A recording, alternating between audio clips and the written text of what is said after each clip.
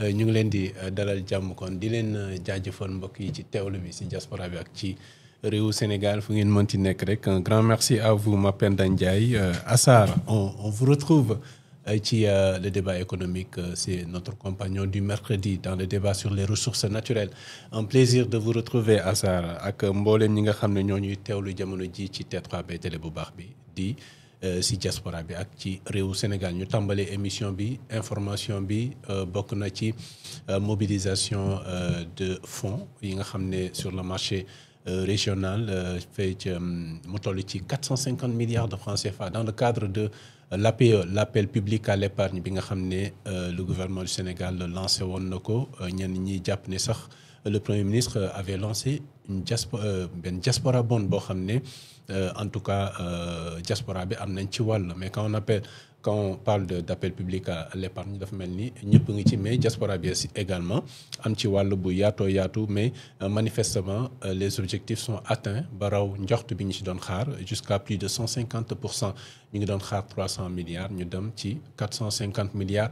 Une réaction ci boobule exploit comme disent certains balaa ñuy ñëw ci délégation bi nga xam ne moo dem fële ca Washington ci assemblée générale yu FMI ngir rek ñu waxtaanee fa benn plan boo xam ne bu yees ngir ànd ceeg Sénégal pour financer le développement. dañ koy tàmbalee ci ndeyjoor gi Serigne Moussa gannaaw bi ñu mobiliser le Sénégal mobiliser 450 milliards ci lu ñu doon xaar ci 300 donc 150. De plus 150% de plus que l'objectif initial ban lecture nga ciy def en tant qu'économiste. waaw man boo xoolee sama intervention yi ma jotoon na di intervenir sur les autres plateaux. dama doon wax ne je pense que dañ ko yeex a def. parce que Sénégal ak fi ñu toll nii ak mouvance bi état bi am ak ni ñu ko falee.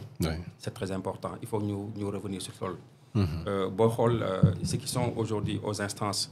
C'est le seul parti ñi nga xam ne tey dañ leen doon maanaam dañ leen doon jox xaalis pour ñuy def campagne. si vous vous rappelez bien. donc le contexte c'est très important dañ leen doon jox xaalis pour ñuy def campagne alors que dans l'histoire Sénégal mosut am lool. donc confiance boobu noonu moom mooy refléter ba léegi ci nga xam ne ñun ñooy sénégalais yi pour gunge leen et cette confiance là nekkul une confiance aveugle parce que depuis bi ñëwee ba léegi dañoo teg ay éléments yoo xam ne.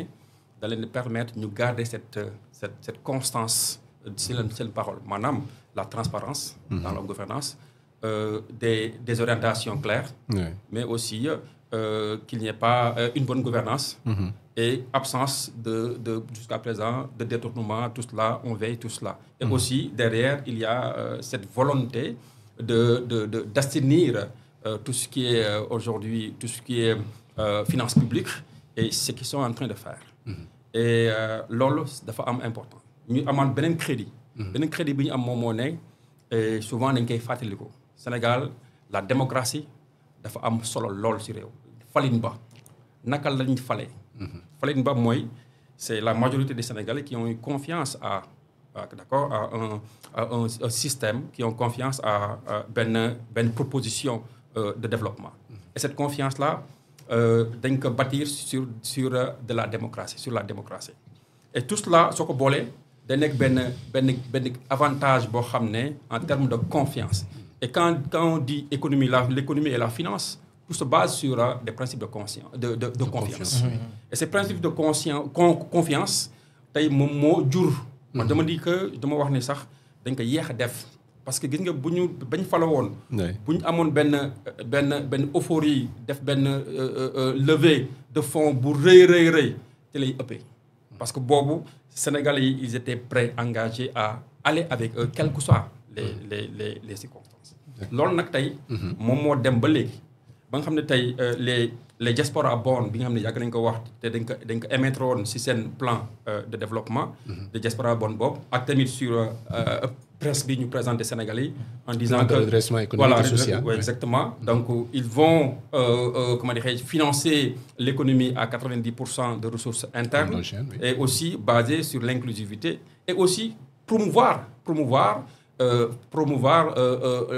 le financement du budget de l'État ou bien les dépenses, promouvoir l'exécution des dépenses de l'État par rapport à des entreprises sénégalaises ou bien à ceux qui seront là ceux qui vont investir au Sénégal.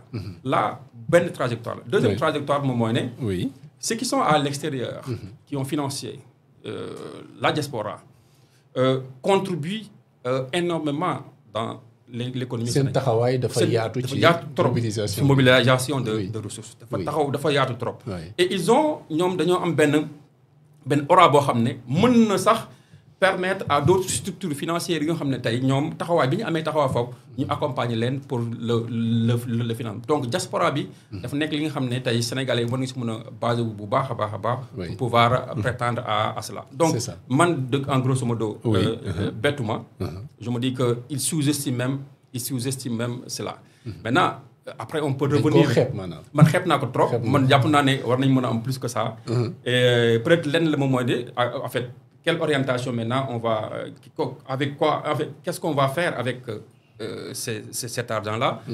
ba nga xam ne ñoom danañ ci gis seen bopp. dinañ ci ñëw dinañ ci ñëw mooy fi ñuy rediriger ces fonds là mais dinañ ñëw yaa ngi wax aussi le volet confiance. Ouais. Confiance bi parce que c'est des investisseurs ñoo mobiliser fonds yi pour permettre au Sénégal ñu mobiliser 450 milliards dinañ ci ñëwaat Djibril mobilisation bi sa lecture lan la ci si jamono bi nga xam ne. nee nañu Moody's moo ko wax mais dinañ ci ñëwaat d'abord sa lecture par rapport ak mobilisation de 450 milliards yi pour dépasser largement ce qui avait été prévu. Je pense qu'ils sont à un taux de couverture de 150%. Oui. Mais moi, je ne vais pas l'appeler exploit quand même. Parce que, tu sais, en économie, quand tu acceptes certains taux... En wolof, s'il vous plaît. Tu vois le comme. Oui. Les capitaux, même dinaa ñëw ci affaire diaspora bond. Je pense qu'il ne s'agit pas de diaspora bond. C'est soit des BAT ou des OAT, des obligations assimilables du Trésor.